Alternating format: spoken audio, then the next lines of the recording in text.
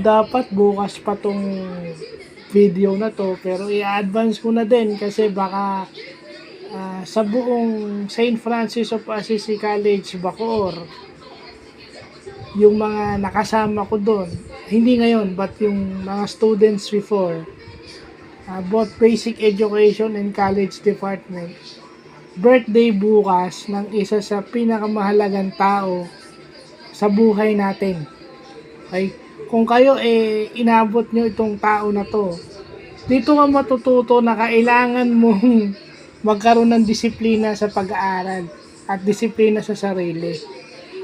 Although, many think, lalo na pag sa college, many may think na pang high school o pang bata yung kanyang discipline style, pero in a way, if you wanna be proper in everything, itong teacher na tong hahanapin mo. Kasi kahit papano yung mga loko-loko kong kaklase, pag nakikita tong taong to, aminado silang tumino sila kahit isang beses, kahit na katiting.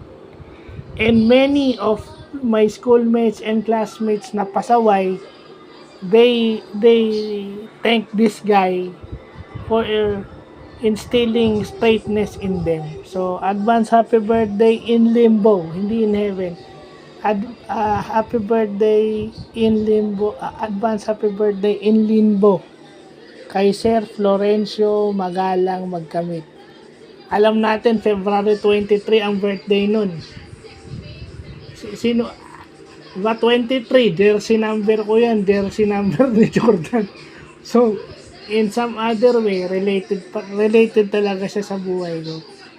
I mean, he is the main reason why kahit na ako matagal nang wala sa school, ako matagal na, possibly dapat wala na akong ginagawa ngayon na anything, pero bakit ginagawa ko pa rin yun? It was inspiring him. Kasi hindi siya yun. Di ba? Siguro kung may time machine lang ako, babalik-balikan ko yan.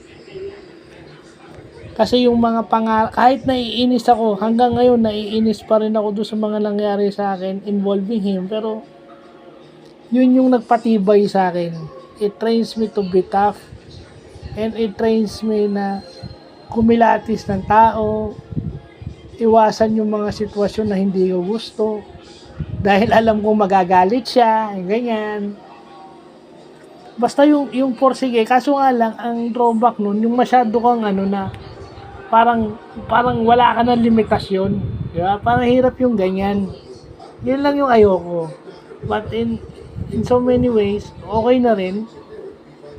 Sa tuwing February, isa yan sa minamarkahan ko, ano kaya ang sasabihin ko na birthday na naman niya. At iniisip ko, ano kayang mangyayari if ever natuloy yung retirement niya sa St. Francis.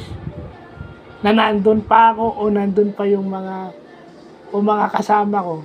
Dahil marami siyang natulungang estudyante. He trained students to be leaders. Yung mga magagaling na estudyante na train niyang maging leader. Na-empower niyang maging leader. So, Sir Rio, happy birthday in heaven, in limbo. Sana po masaya na kayo dyan ni Sir Noli tsaka ni Sir Cadorna. So, yun lang po.